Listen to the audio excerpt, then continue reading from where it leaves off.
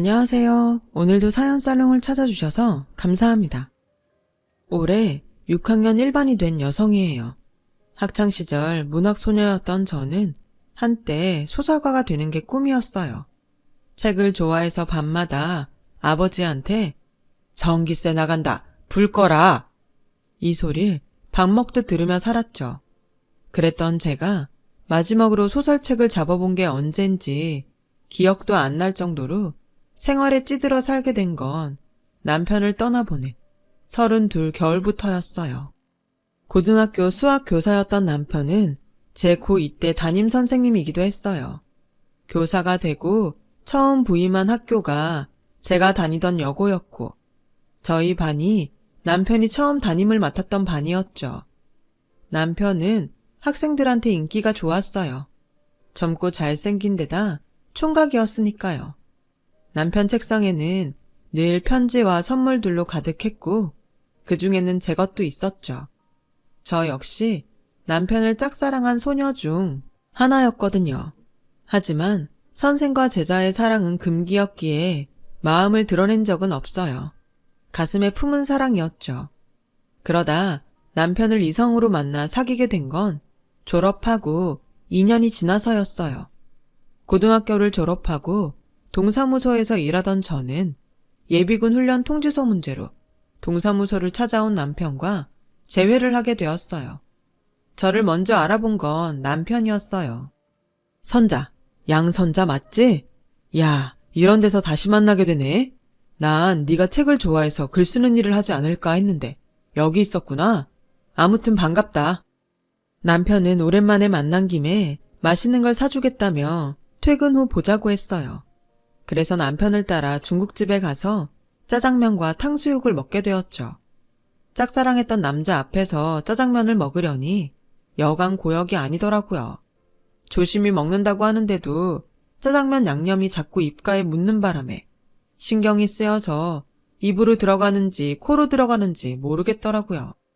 그런 내 마음도 모르고 남편은 어찌나 맛있게 먹던지 입가에 시꺼먼 양념이 잔뜩 묻었지 뭐예요. 꼭 아이처럼요. 학생 때는 어렵게만 보이던 남편은 교복을 벗고 밖에서 만나고 보니 그저 평범한 20대 후반 남자일 뿐이었어요. 그 모습을 보니 그 또한 좋더라고요. 그날 이후 남편은 퇴근 시간에 맞춰 종종 동사무소로 저를 찾아왔어요. 그럴 때마다 남편 손에는 자신이 대학 시절 읽었던 교양서적들과 현대문학 작품집 등이 들려 있었죠. 책을 좋아하는 저를 위해 어렵게 구해온 것들이었어요. 때때로 다이제스티브라는 잡지에 실린 글들을 복사해 오기도 했어요. 내 옆자리 국어 선생님이 보는 잡지인데 좋은 글귀들이 많더라고. 그래서 복사해 왔어. 시간 날 때 읽어보면 도움이 될 거야. 소설가가 되는 게 꿈이랬지? 글을 쓰려면 많은 경험도 필요하지만 좋은 글도 많이 읽어둬야 하거든. 지금은 비록 동사무소에서 일하고 있지만 혹시 아니? 신춘문예에 당선돼서 소설가로 변신할지?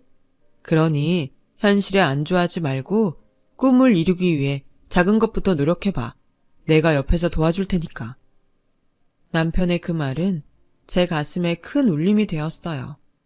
여자는 그저 남편 그늘에서 살림 잘하고 자식들 잘 키우면 그만이라던 제 아버지와는 전혀 달랐으니까요. 이런 남자라면 단칸방에서 평생을 살아도 행복하겠다는 생각이 들더군요. 하지만 시간이 지나도 관계는 진전이 없었어요. 그러다 연인도 사제지간도 아닌 어중간한 상태로 1년 정도 지나던 어느 날이었죠. 선을 보신다고요? 고향에서 부모님이 하도 닥달을 하셔서 그렇게 됐어. 남편의 말에 하늘이 무너지는 것 같았어요. 하지만 그렇다고 화를 낼 수도 없었죠. 당시만 해도 우리는 아무 사이도 아니었으니까요. 그래서 좋은 분 만나시길 바란다고 말하곤 급하게 자리에서 일어났죠. 그랬더니 진심이니? 이대로 내가 다른 여자 만나서 결혼해도 후회 안 하겠어? 정말 그래도 돼? 남편의 말에 그만 울컥했어요. 솔직히 내 마음을 전하고 사귀자고 해볼까? 아니야. 그랬다가 거절당하면 앞으로는 얼굴도 못 보게 될 거야. 그 짧은 시간에 수없이 갈등을 했고 그러다 결국 결정을 내렸죠. 후회하고 살기보단 시련이 낫다고요. 당연히 안 괜찮죠. 그렇다고 제가 뭘 어쩌겠어요. 우리가 사귀는 사이도 아닌데. 나한테 질투할 권리가 있냐고요. 비겁해요. 모든 걸 나한테 떠넘기고. 어렵게 시작한 저의 고백은 급기야 남편에 대한 서운함으로 번졌어요. 그런 제 모습에 남편은 안도하더군요. 남편 입장에선 제자였던 제게 고백을 하는 게 쉽지 않았던 모양이에요. 그러던 와중에 부모님의 결혼 독촉이 거세지니 본인도 초조했던 거였죠. 그래서 일부러 제게 맞선을 본다는 얘기를 꺼낸 거였어요. 과정이야 어쨌든 그 일로 남편과 저는 본격적으로 사귀게 되었어요. 그리고 2년 정도 연애를 하다가 결혼을 하게 되었고요. 여고 동창들은 제가 자신들의 첫사랑과 결혼한다니 다들 놀라는 눈치였어요. 그건 동료 교사들도 마찬가지였죠. 제자가 하루아침에 동료 교사의 아내가 되었으니 왜 안 그렇겠어요? 그런 주변의 시선들이 부담스러워 우리는 서울로 이사를 결심했어요. 난생 처음 와보는 서울은 제게 있어 말 그대로 별천지나 다름없더군요. 제 고향에선 본 적도 없는 백화점이 도시 곳곳에 있었어요. 그뿐인가요? 애국가에 나오는 남산과 서울 어느 방향에서도 볼 수 있는 남산타워를 실제로 보니 신기하더라고요. 하지만 서울살이가 좋기만 한 건 아니었어요. 교사의 박봉으로 살기엔 물가도 높고 인심도 야박했거든요. 가족도 친구도 하나 없는 곳에서 제가 믿고 의지할 사람은 오직 남편뿐이었죠. 그래서 전보다 더 남편한테 기대고 살았는지도 모르겠네요. 서울로 이사를 오고 얼마 뒤 저는 첫애를 낳았어요. 아들이었죠. 그동안 저를 탐탁치 않게 여기시던 시부모님도 손자를 낳았다고 하자 그제야 며느리 대접을 해주셨어요. 하지만 그만큼 참견도 많아졌죠. 친정엄마가 없는 저는 낯선 곳에서 혼자 가사와 육아를 하려니 모르는 것도 많고 힘에 부치는 일도 많았어요. 주변에 물어볼 사람도 잠시 애를 봐줄 사람도 없었으니 더욱 그랬죠. 그나마 다정한 남편이 퇴근 후 가사며 육아를 많이 도와줘서 버텨냈어요. 그리고 4년 뒤 둘째 아들이 태어났고 돌을 막 넘긴 시점에 저희 가정에 시련이 불어닥쳤어요. 퇴근길 만원 버스에 올랐던 남편이 교통사고로 세상을 떠났거든요. 그날 아침 오늘따라 유독 동태찌개가 생각난다길래 주인집 아주머니한테 작은 애를 맡겨두고 시장에서 동태를 한 마리 사들고 왔어요. 막 대문을 들어서려는데 안채에서 주인집 아주머니가 달려나오더라고요. 성민 엄마, 어떡해. 자기 시장 간 사이에 경찰서에서 연락이 왔는데 이 내가 아저씨가 교통사고를 당해서 많이 다쳤나 봐. 애들은 내가 봐줄 테니까 얼른 병원으로 가봐. 어서. 그 말을 듣고 들고 있던 생선 비닐을 팽개치곤 그대로 병원으로 달려갔어요. 도착해보니 응급실엔 사고로 실려온 버스 승객들로 인산인해를 이루고 있더라고요. 그런데 그 어디에도 제 남편의 모습은 보이지 않았어요. 그때였죠. 간호사가 남편 이름을 대며 보호자 맞냐길래 그렇다고 했더니 저를 한쪽으로 데리고 가더라고요. 그렇게 간호사를 따라갔는데 남편은 이미 싸늘한 주검이 되어 있었어요. 빳빳하게 다려입고 나간 하얀 와이셔츠는 피로 물들어 있었고 결혼 예물로 사준 시계는 유리가 박살나 산산조각이 나 있더라고요.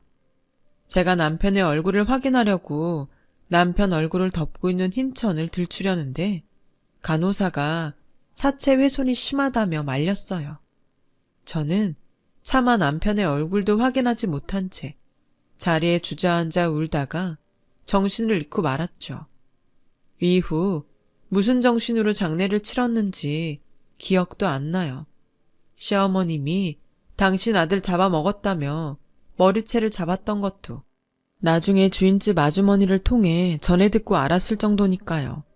장례가 끝나자 시어머니는 다시는 제 얼굴을 보고 싶지 않다시며 영 끊고 살자고 하더군요. 결혼하고 다음 해 아버지까지 세상을 떠나신 탓에 저는 주변에 비빌 언덕 하나 없이 두 아들과 함께 세상에 내던져졌어요. 하지만 슬퍼할 겨를도 없었죠. 5살 큰애와 젖먹이 애를 데리고 당장 먹고 살아야 했으니까요. 경력도 없고 기술도 없는 애 엄마를 받아줄 곳은 어디에도 없었어요. 그래서 궁여지책으로 했던 일이 학교 앞 떡볶이 장사였어요. 어린 애들을 옆에 끼고 있어야 해서 남의 집 일은 하기 힘들었거든요. 그나마 큰애가 국민학교에 들어가고부터는 파출 일도 다닐 수 있었죠. 엄마 대신 큰애가 지 동생을 보느라 고생 많았어요. 지도 어린데 동생까지 떠맡았으니 얼마나 힘들었겠어요. 둘째한테도 미안한 마음뿐이죠. 한창 엄마 손이 필요한 나이인데 제대로 돌봐주지 못했거든요. 그래도 큰애는 짧게라도 아빠 사랑을 받고 자랐지만 둘째는 그조차도 못 받고 자랐으니까요. 그래서일까요? 자라면서 둘째는 사고도 많이 치고 정학도 몇 번이나 당했는지 몰라요. 1년이면 서너 번은 제가 학교에 불려가서 자식 잘못 키워 죄송하다고 고개를 숙여야 했죠. 결국 둘째는 고등학교 2학년 때 학교를 그만뒀어요. 반면에 큰애는 어릴 때부터 바르고 공부도 잘해서 늘 자랑거리였어요. 학원이며 과외 한번 시켜준 적 없는데 아빠를 닮아 수학을 잘해서 대학도 명문대 공대에 들어갔죠. 큰애야말로 개천에서 난 용이었어요. 자기가 빨리 취직해서 돈을 벌어야 엄마 고생이 끝난다고 기를 쓰고 공부해서 졸업도 하기 전에 대기업에 척하니 붙을 정도였으니까요. 둘째도 뒤늦게 정신을 차렸는지 카센터에 취직해 자동차 정비 기술을 배우기 시작했고 많지는 않지만 제게 생활비라고 손에 쥐어주곤 했어요. 영영 정신 못 차리고 살 줄 알았던 녀석이 제 밥벌이라도 하게 되니 저는 그걸로 됐다 싶더라고요. 그러다 지금은 자신과 비슷한 처지의 여자를 만나 살고 있어요. 결혼은 자신들이 돈을 모으면 그때 하겠다고 하더군요. 아직 혼인신고도 안 한 처지지만 저한테 살갑게 어머님이라고 부르며 며느리 노릇을 톡톡히 하고 있죠. 이렇게 아들 둘이 다 제 몫을 하고 살게 되니 이제 큰애만 제 짝을 찾아주면 부모된 도리는 다 하는 거다 생각하고 있답니다. 그래서 일도 줄이고 요즘엔 아는 형님 소개로 건물 청소 일을 다니고 있어요. 새벽 5시에 나가서 오후 3시까지 일을 하는데 중간에 점심시간이랑 쉬는 시간이 길어서 정작 일하는 시간은 6시간 정도에 불과해요. 건물주가 인심이 좋은지 월급도 인근에서 제일 높고 새 건물이라 일이 수월해서 다들 노리는 자리라더군요. 1층은 상가로 사용하고 2층부터 10층까지는 사무실과 오피스텔로 사용해서 청소도 쉬운 편이에요.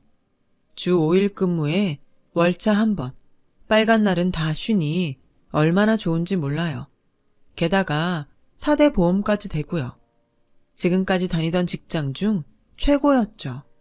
그런데 이 좋은 직장 때문에 아들과 갈등을 빚게 될 줄 누가 알았겠어요. 사건의 시작은 큰아들이 결혼할 여자가 생겼다며 집에 데려오기로 하고부터였어요. 맏며느리 드릴 생각에 신이 나서 전날부터 대접할 음식을 준비하고 집 안팎으로 청소까지 싹 해놓았죠. 상까지 차려놓고 애들을 기다리는데 그런데 오기로 한 시간이 지나도록 소식이 없지 뭐예요. 그래서 집 앞에 나가봤는데 글쎄 골목에서 큰애랑 웬 여자가 말다툼을 하고 있더라고요.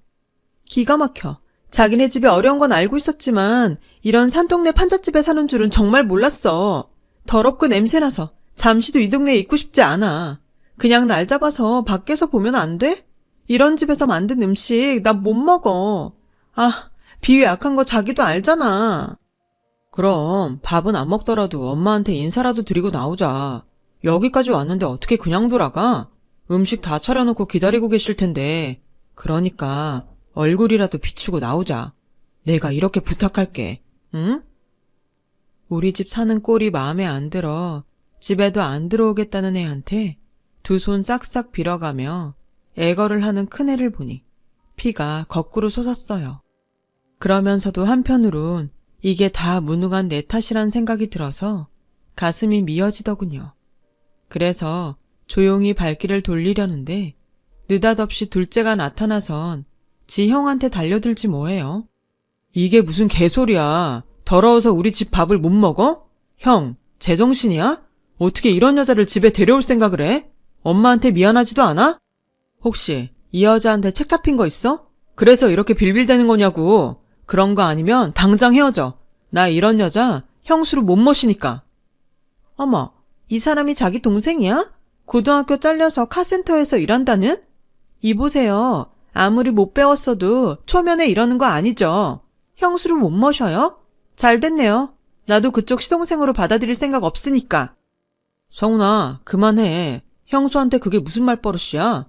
내가 이 사람 잘 달래서 들어갈 테니까 너 먼저 집에 들어가서 엄마한테 우리 좀 늦는다고 말씀드려. 어서. 싫어. 그런 거는 형이 직접 엄마한테 얘기해. 난 저 여자랑 한 집에서 밥 먹을 생각 전혀 없으니까 둘이 들어가든 말든 알아서 하라고. 둘째는 성질을 내며 돌아갔어요. 그제야 큰애는 예비 며느리와 차에 올라 둘이 한참 얘기를 나누더군요. 결국 그날 예비 며느리는 집에 오지 않았어요. 큰애는 새벽녘이 돼서야 술에 잔뜩 취해 들어왔더군요. 딱 봐도 여자가 잘 사는 집 딸 같던데 기울어지는 형편 탓에 그동안 큰애가 마음고생이 많았던 모양이에요.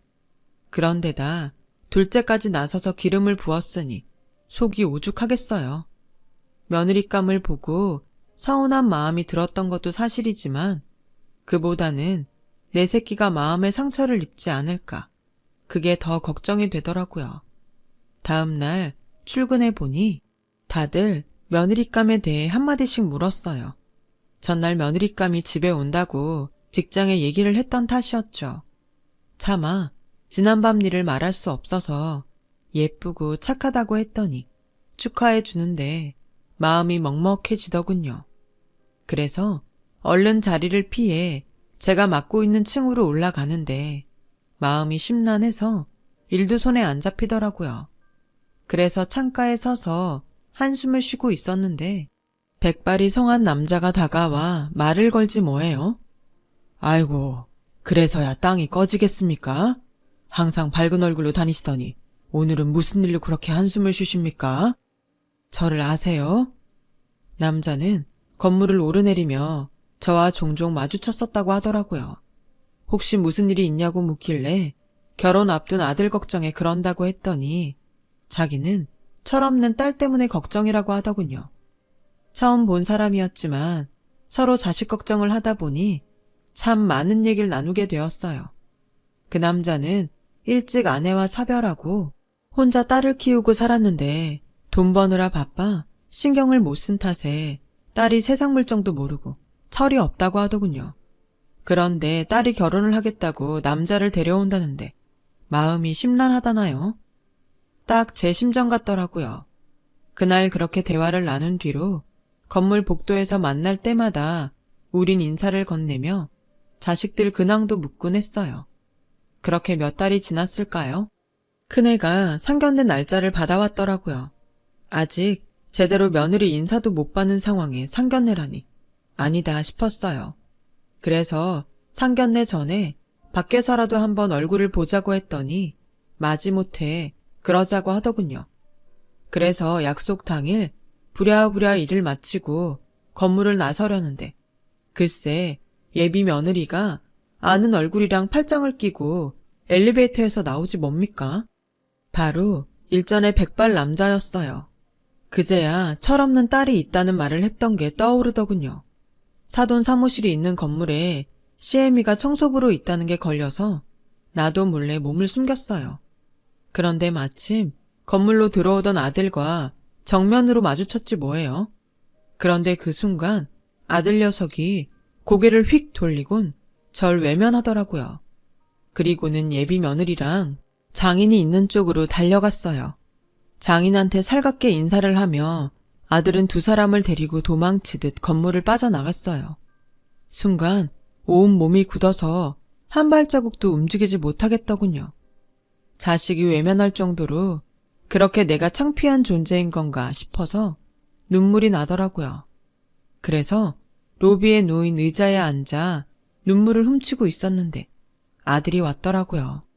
조금 전의 일을 사과하려나 보다 싶어 얼른 눈물을 닦아냈는데 글쎄, 엄마, 청소일 한다는 데가 여기야? 아, 정말 나한테 왜 이래? 설마 아버님하고 안면 있는 건 아니지? 말해봐. 서로 얼굴 아냐고. 큰애는 엄마한테 상처 준 것보다 처가에 창피하다는 게 먼저였어요. 그래, 아는 사이다. 자식들 얘기도 나눌 만큼 아주 잘 아는 사이야. 됐냐? 제 말의 아들은 세상을 다 잃은 것처럼 실망하는 표정이었어요. 그리고 오늘 식사 약속은 취소하자며 터덜터덜 돌아가더군요. 그리고 다음 날 아들이 점심시간에 제가 일하는 건물로 찾아왔어요. 사람들 눈을 피해 비상구 계단으로 저를 끌고 간 아들은 단단히 결심한 표정으로 그러더군요. 엄마, 화정이랑 얘기해봤는데 아무래도 이번 상견례는 안 하는 게 나을 것 같아. 아버님한테 엄마가 여기서 일하는 거 들키면 내 입장이 곤란하거든. 그리고 일단 여기 일 그만둬. 장인 건물에서 엄마가 청소부로 일하는 거 밝혀지면 곤란하니까 오늘 당장 그만둔다고 해. 알았지? 그러게 왜 이런 구질구질한 일을 하고 다니고 그래, 쪽팔리게. 뭐? 쪽팔려? 네가 모르는 모양인데 이 직장이 지금껏 엄마가 일했던 곳 중에서 제일 좋은 직장이야. 그동안 엄마는 더한 일도 하면서 너 대학 공부까지 시켰어. 그런데 이제와 이런 엄마가 쪽팔려? 남의 집 식모살이에 길거리에서 떡볶이 팔아 번 돈 받았을 땐 안 쪽팔리고 엄마도 외면하고 건물주 사위 되려니까 이제 와서 이 엄마가 하는 일이 그렇게 창피해? 여기 청소부로 일하는 건 그렇게 창피하다고? 에라 이 썩을 놈아. 내가 이런 꼴 보자고 그동안 그 수모를 당하면서도 너 뒷바라지 한 줄 알아? 돈 많은 처가에 들어가는 게 네 엄마보다도 더 중요한 거냐고. 그런 거라면 이참에 아예 인연 끊자. 나 창피하다는 아들 나도 싫다. 내가 해주는 음식 더러워서 못 먹겠다는 며느리도 싫고 다 싫다. 엄마, 그런 말이 아니잖아. 여기만 아니면 다른 어디라도 상관없어. 그러니 내 말대로 해줘. 그럼 더는 요구 안 할게. 일 그만두면 사돈이 날 못 알아본다든? 상견례는 안 한다 쳐도 결혼식은 어쩔 거야? 엄마 알아볼까봐 결혼식도 안 하고 넘어갈 거냐고? 그러자 큰애가 머뭇거리며 말했어요. 결혼식 꼭 와야겠어? 그냥 아프다고 둘러대고 불참하자. 아니면 그때 해외여행 보내줄게. 그깟 결혼식 성훈이 때 참석하면 되잖아. 결혼식이 뭐 대수인가? 그때였어요. 위층에서 발소리가 들리더니 사돈이 걸어 내려왔어요. 자네 그걸 말이라고 하는가? 내 딸년도 정신머리가 없지만 자네도 제정신은 아니구만. 자네 키우느라 손에 지문이 닳도록 일한 부모한테 그게 할 소린가? 명문대 나와 대기업에 다니면 뭐하나? 인성이 화장실 쓰레기통보다 더러운데 이 결혼 없던 걸로 하세. 아버님, 그게 무슨 말씀이세요? 전 단지 아버님이랑 엄마가 서로 불편하실까봐 마주치지 않는 게 좋을 것 같아서 그런 겁니다. 다른 뜻은 없었어요. 가난한 부모 창피해 결혼식도 오지 말라는 사람이 나중에 나 돈 떨어지면 나 몰랄 안 한다고 어떻게 보장하나. 난 자네 같은 달면 삼키고 쓰면 베는 인간은 내 집에 들이고 싶지 않아. 그리고 고용주로서 자네 어머님처럼 근면성실한 사람은 절대 내보낼 생각이 없네. 그러니 불편한 자네가 결혼을 포기하면 될 일이야. 더는 말하기 싫으니 그만 돌아가게. 그 말을 남기곤 건물 안으로 들어갔어요. 그러자 아들이 저를 잡고 장인 좀 설득해달라고 사정하더군요. 이 결혼 못하면 자긴 끝이라고요. 재력 있는 장인 덕에 회사에서 겨우 어깨에 힘주게 됐는데 이마저도 놓치면 자긴 인생 패배자로 살아야 된다고 말이죠. 그 모습을 보니 가만히 있을 수가 없었어요. 그래서 처음으로 아들 뺨을 쳤어요. 이놈아, 정신 차려. 인간이 인간 노릇을 못하는데 남의 돈으로 처바른다고 뭐가 달라져? 인생의 패배자? 지금 네 모습이 바로 인생의 패배자 모습이다. 돈 앞에서 부모도 버리고 자존심도 버리고 오로지 허세와 탐욕으로만 들들 끓는 네가 바로 인생의 패배자야. 난 그런 놈한테는 더는 먹이고 입히며 부모 노릇할 생각 없다. 그러니 잘난 너 혼자 잘 먹고 잘 살아. 다시는 내 집에 발들일 생각 말고 내 말 알아듣겠어? 그제야 큰애는 자기가 잘못했다며 두 손 싹싹 빌었지만 그걸로 화가 풀리지는 않았어요. 믿었던 아들한테 배신감이 너무 컸으니까요. 언제까지고 내 배 아파 낳은 자식과 등지고 살 수는 없겠지만 그래도 큰애가 인간다운 인간이 될 때까지는 부모 노릇을 파업할 생각입니다. 그래야 나중에 하늘에 가서도 남편한테 덜 미안할 것 같거든요. 지금까지 제 사연을 들어주셔서 감사합니다. 여러분은 부디 자식과 그런 일 없이 행복한 가정 꾸리시길 바랍니다. 여러분, 사연 댓글에 응원과 현명한 조언 부탁드려요. 좋아요와 구독은 저에게 큰 힘이 됩니다. 오늘도 좋은 일 가득하세요.